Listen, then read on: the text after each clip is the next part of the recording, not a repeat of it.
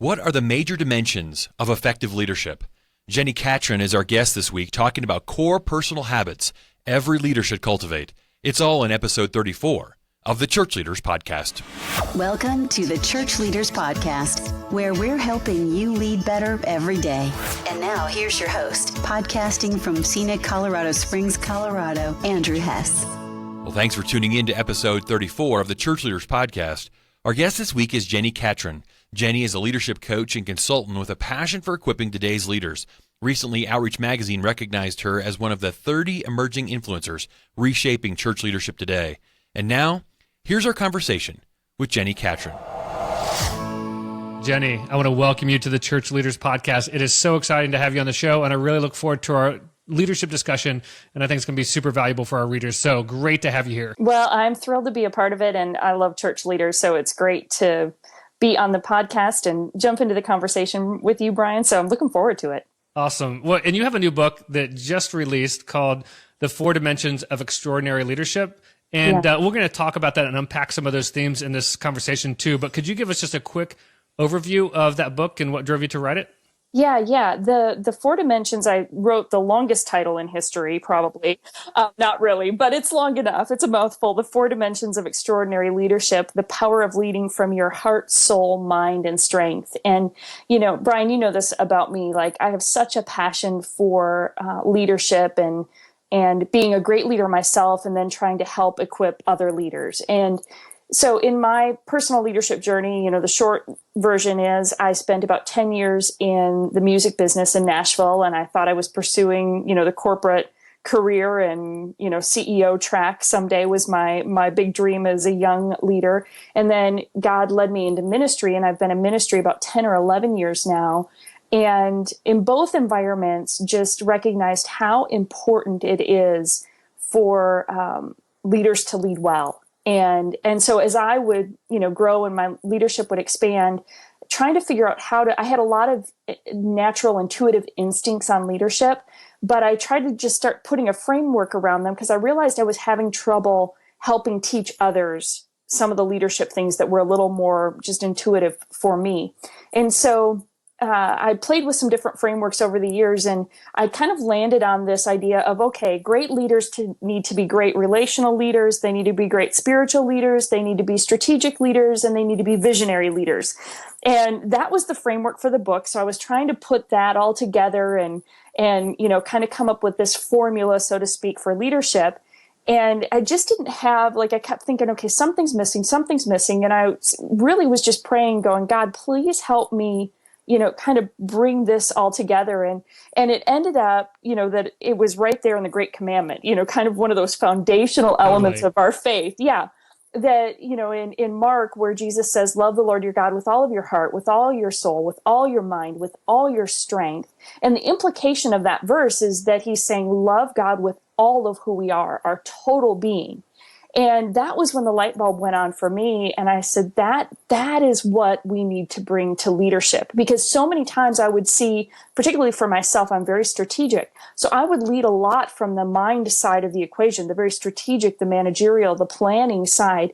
But I would often lead with very little heart, and so I would be guilty of being that leader who was kind of the taskmaster and wasn't paying attention to how people were emotionally feeling, reacting, just what was going on with them as individuals. So anyway, that's the framework for the book, is saying that I think extraordinary leadership is found right there in the Great Commandment. And we have these 4 dimensions, heart, soul, mind, and strength, that give us a framework for what great leadership can look like. Excellent. Fantastic. And we'll put a link in the show notes to that book as well, so other leaders can check that out and dig a little deeper with you too. Awesome. So let me ask you this, I think there's probably, I know this season as we come upon it, there's a lot of leaders who they've gotten past the fall push for ministry, they're moving into the holidays, and there's kind of a big push for that. And some of them are probably feeling stuck in their leadership. If someone is listening right now and feeling like they just can't get out of this phase, they kind of feel like they're in a rut, what would you say to them to encourage them to move forward? How would you help them get out of that? Yeah. And, every one of us have been there, right? I think so many times, just the ups and downs of leadership, and you do feel like you've kind of gotten stuck. I think it's Mark Batterson who, and he may not be the only person that said this, but I read this in one of his books where he said, change of place plus change of pace equals change of perspective. And, I think sometimes a rut is just, I've been in the same place trying to go the same speed for too long. And I need to just kind of shake things up.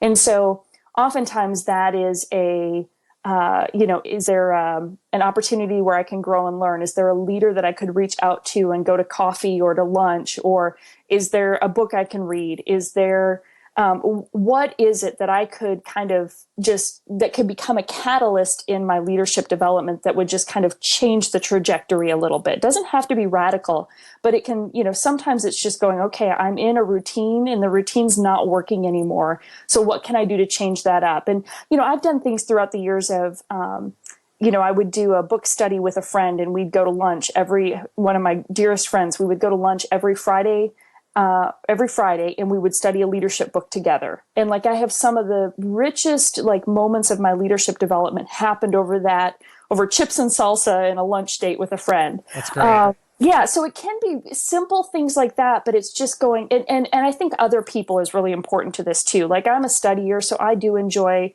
reading and studying and listening to podcasts and, doing all of those things, but also learning with other people, I think is really valuable. So whether it's one person, maybe it's a group, maybe you need to start a leadership book study at your, in your church or with, some of your friends, but just looking for a different way to engage leadership content and kind of stimulate learning in a different way.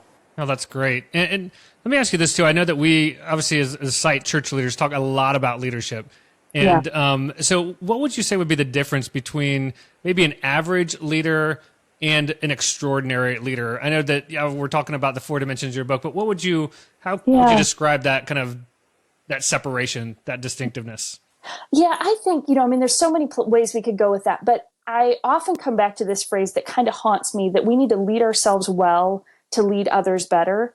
And so I think, an average or ordinary leader is just kind of going through the motions and maybe is not as self-aware as they ought to be, to understand kind of how their life and their leadership and their influence is impacting the people around them. And so, I talk about this in the book, but it's broader than that too, to say that we need to really be aware of our own personal leadership development. And because the irony of that is that as we learn to lead ourselves better and we're more aware of the places we need to grow, we're aware of, our weaknesses as a leader, we're aware of our strengths as a leader.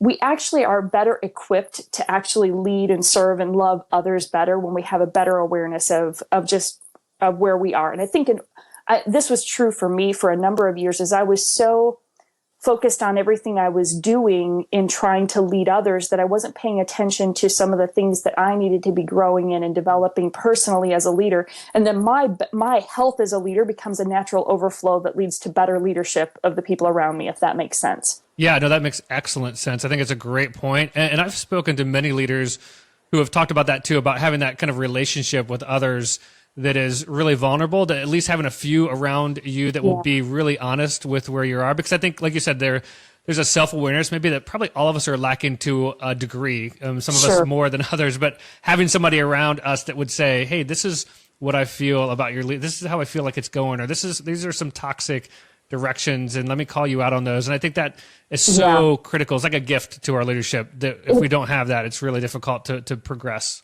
It is, and and leadership by its nature can start becoming lonely. The more leadership opportunities you have, the more influence you have, the more people don't feel like they can be that honest with you. And so, this is part of that self-awareness and self-development as a leader, is to say, I have to actively go seek people and give them permission to say the hard things. And it's extraordinarily vulnerable. But man, we've all seen it. We've seen leaders who have, had great positions of influence, but they didn't have people speaking truth. And, before too long, they're the emperor with no pants, Exactly. It's like, you just have to be so committed to that. And it's hard. It's like, you've got to find those people who will speak truth. And they're the people that you want to punch in the face and give a hug at the same time, because, it's just, but it's so valuable. It's such an important part of our leadership development. No, I love that for sure. And we all want pants. That's good. We Yeah, exactly. Definitely. Exactly. Hey, so let me ask you this. I'd love for you to get maybe a little bit, like share like your toughest leadership moment, maybe even something that's not in the book, something extra that you would share, like maybe one of the toughest leadership moments in your life so far and how you handled it. Yeah, gosh, I feel like there's a lot of them, but I think some of the toughest leadership moments have been when I have needed to make a difficult decision. And this is so true in ministry leadership. I've had to make a difficult decision about, somebody that was a part of my team who was also a close friend. So for most of us in ministry leadership, our relationships are so interwoven. When we're in church leadership, it's our community, it's where we worship. It's, hopefully you are friends with a number of the people that you work with on a day in day basis. And that's one of the joys and the beauties of, I think, ministry leadership. But there also come those days where you have to make a hard decision about, so I'll get more specific. There was a season this was back when I was at Crosspoint in Nashville. And, there was a person in a role that the role in that individual and their strengths were no longer matching up well. And this was somebody that I dearly loved. We were good friends. And having to make the decision as a leader to say, you know what, I don't think this role is the best fit for you. And to be able to walk through that in a way that still honors and respects them and loves them, but is also making a decision that's right and healthy for the church. Because that's the tension that we sit in ministry leadership seats, is that oftentimes we can make, there might need to be a staffing change or something within the team. And because that's what's best for the ministry and the trajectory of the church and the health of the church and the growth. But that personal relationship, is so important that we might sacrifice making that really we're sacrificing the hundreds of people that are impacted by somebody being in the wrong seat. We think you see this one individual in front of you and you think, oh, I don't want to hurt, disappoint them. Well, you might be hurting and disappointing, hundreds of ministry volunteers and congregants because you're letting somebody stay in a seat that really isn't the best fit for them. And so the people decisions like that are always the toughest leadership moments and decisions for me, because you wouldn't have a heart if those didn't just grieve you some moments when you have to make them. But the important thing is how you lead through those, because there's a way to do that that's honoring, respectful, even if you disagree. Because most of the time when you have to make a difficult call like that, you're going to disagree about it. There's going to be something you don't see eye to eye on, but there's still a way to do that that's God honoring and respectful. And so that I might be going down a rabbit trail, Brian, but that to me is probably some of the most difficult leadership moments. Excellent. And did that story, could you give us just a little description of how that story ended? Maybe a little update as well, too. And I know you're being sensitive to the person involved, so we want to be careful as well, but love to hear how that kind of wrapped up for you as well. Exactly. And I'm purposely keeping it relatively vague because it's not the specifics aren't as important as just the heart of it. But in that particular case, when we parted, we still parted a little awkwardly in that, it was just because it was, we just disagreed. We had to kind of come to a conclusion that, we didn't totally both agree on the same result. But since then, over time, what the beauty of it was that particular employee went on to a role that has been a great fit for them. They're thriving. They're doing great. And so in time, we've kind of come back and been able to kind of I want to say repair, but maybe repair is the right word.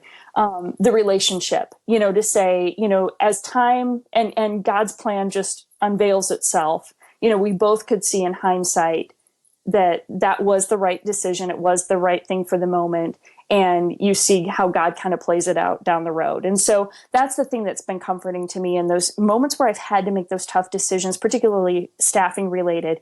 If I am, and not that I do this right all the time, because there have been certainly plenty of them that I have not handled well. But if I am doing my best to prayerfully make those decisions and discerning God's leadership and direction, even though it might be a tough decision to make, if I can trust that God also has a plan for that individual, and has a plan for the church, and and vice versa. So there have been times when somebody has resigned and I'm panicked and freaking out because they've chosen to leave and I think they were the perfect person. So it goes both ways. So but trusting that, that if we're prayerfully making those decisions, that God cares deeply for the individual and God cares deeply about his church.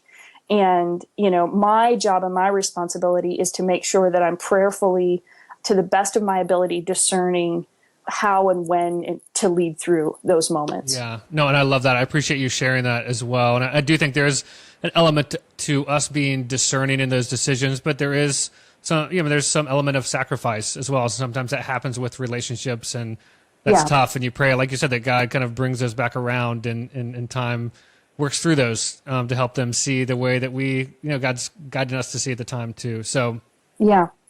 But they're tricky. They're difficult for sure. Yeah, totally. And I'm sure many of our listeners right here know they might be going through a staffing situation right now that they're trying to do in a wise way and discerning way, and it feels like a no-win. And I think that's a good thing to know, that sometimes those don't feel like a win in the situation right then, and all you can do is obey and do the right thing that you feel is best for your church and the best leadership decision at the moment, and trust God, with the future with that too. Yeah, exactly.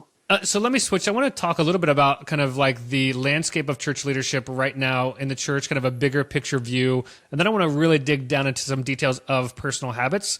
Sure. So let me just ask first, like, as you are well-spoken, you speak often and have a lot of different platforms, are well-networked, and see a lot that happens in the church today. I would just love to get your input about like how you feel, just kind of an evaluation of the state of church leadership today, how you feel, what feels good about it, what feels maybe a little bit that needs to be worked on, or just an overall description of how you feel about where we're at today when it comes to church leadership.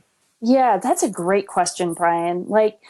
I think, there are many places where I'm really encouraged. I think the church, because of technology, because of great resources, I was actually working on an article and just marveling at just how significant it is that churches actually network together. So in the article, I was kind of making the comparison of in my music business days, I didn't network with another record label because that was taboo. We could share trade secrets. That's terrible. But in the church, and we don't all always embrace this to that degree, but many of us do, is that we can actually network and learn from one another. And I can, fly across the country and go to any church around and see what they're doing and seeing how they're doing their ministry. And so many churches are generous with, hey, here's how we do our guest services. Here's how we do, our small groups. Here's how we, and so I'm seeing so much collaboration in the church right now that I just absolutely love. And I think, again, from a leadership perspective, that's our leaders learning the art of generosity, of just generously serving and supporting the global church, and so I love that part. Definitely. I think that, I think particularly for us in the American church, we're in a really unique season because our culture is becoming more and more post-Christian. And without going on to a political side of it, I think it's just important for us to recognize that we as a church, the culture is just becoming more and more post-Christian. And, and I've had the opportunity to see a little bit of what's going on with the church around the world, and particularly like the European church. And they've kind of gone before us a little bit in having to deal with a culture that, is really not as rooted in Christianity as, we have been previously. And so I think we're in a really important era for church leaders in recognizing that, our ability to lead well in our culture right now is really important. And so I think there are days that I get really hopeful about that. And then there are days that I wonder if we quite are aware and we see the opportunities for us to be a great leaders and representing the Church of Jesus well right now. And so I think we're actually at a very critical moment as leaders in the church of really understanding what it means to live out our faith. In fact, when I moved from Nashville to the San Francisco Bay Area, Nashville, we're kind of in the heart of the Bible Belt, and it was still pretty culturally cool, if you will, to go to church. Yeah. And when I moved out to the Bay Area, different statistics say it's 2 to 4% church. So incredibly unchurched compared to, the South. And that was really eye-opening to me. And one of the things that I loved about the people when I moved out here was that the people who are churchgoers, the people who are committed Christians, they are deeply committed Christians, because it's so countercultural to be a person of faith here in the Bay Area, that if you're going to be a church-going person, if you're going to be a person who chooses to follow Jesus, like it is a significant choice. Like, you are making a statement, in a culture that is so less churched. And so it was really refreshing to me as a church leader to come to a place where people were just much more black and white about their faith, as far as, are they a believer? Are they not a believer?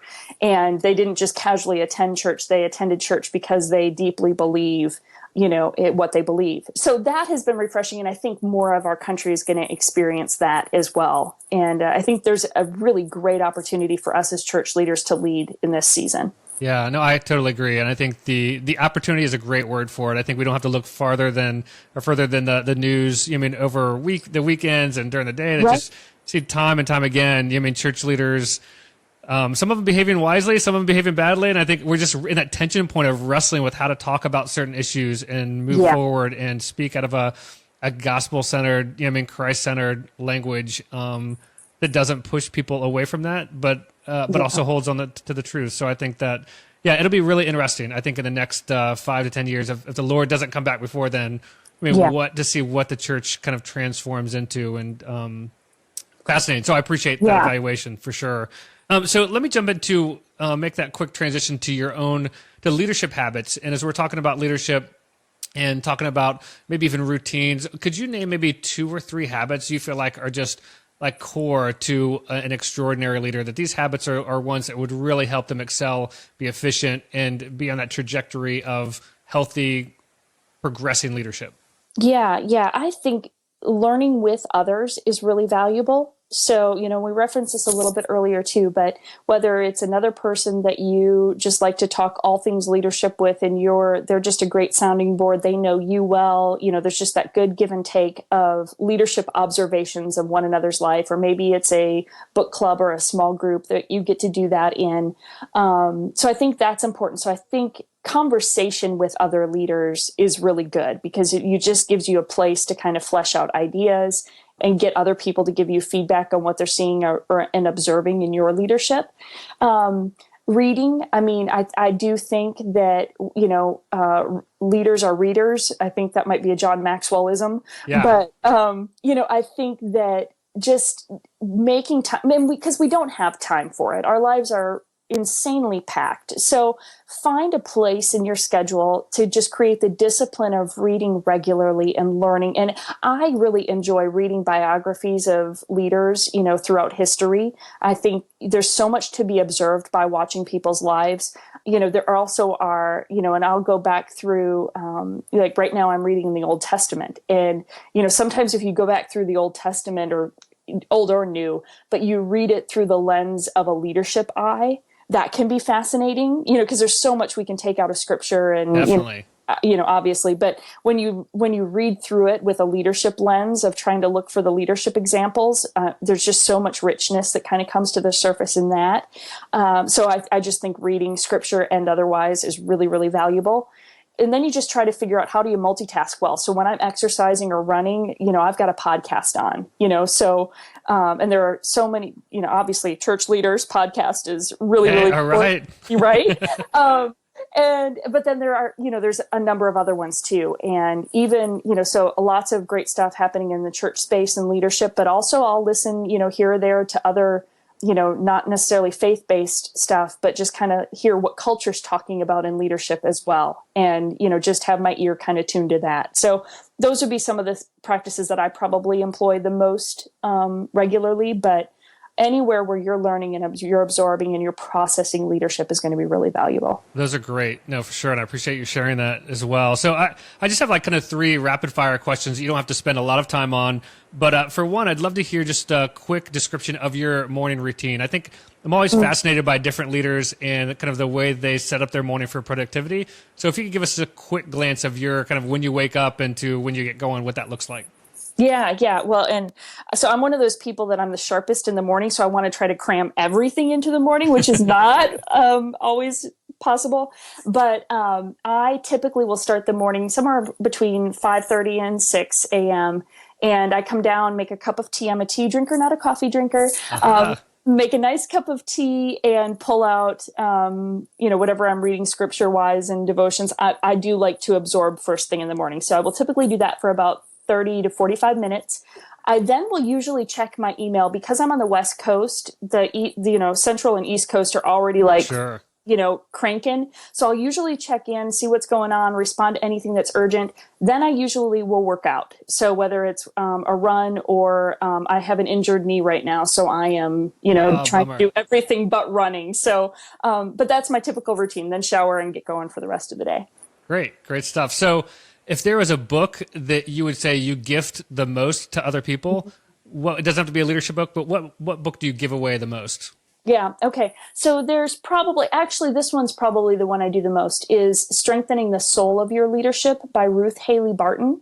Excellent. It is one of my all-time favorites. So I gift that one probably the most. Fantastic. And that's new to me. So if that's new up to you, that'd be great to pick it up. You will love it. It's a few years old, but it's just a fantastic book. Excellent. So last question would be just to help us get to know you a little bit better. If we picked up your phone right now or your iPod, what would be the first song or album that you would have playing?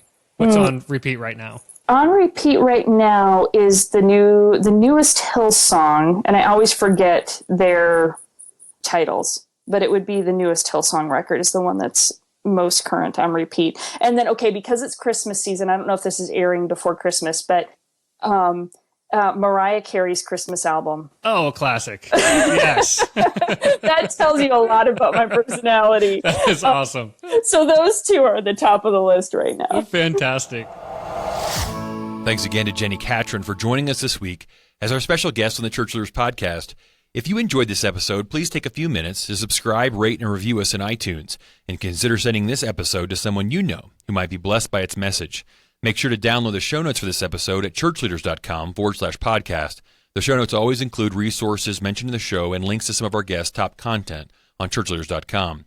The Church Leaders Podcast is taking a break to celebrate Christmas with our families, but we encourage you to go back and take time to listen to some of our top episodes from 2015. Thanks for listening, and we'll see you in 2016. You've been listening to the Church Leaders Podcast. For articles, videos, and free resources that will help you lead better every day, visit our website, ChurchLeaders.com. Thanks for listening.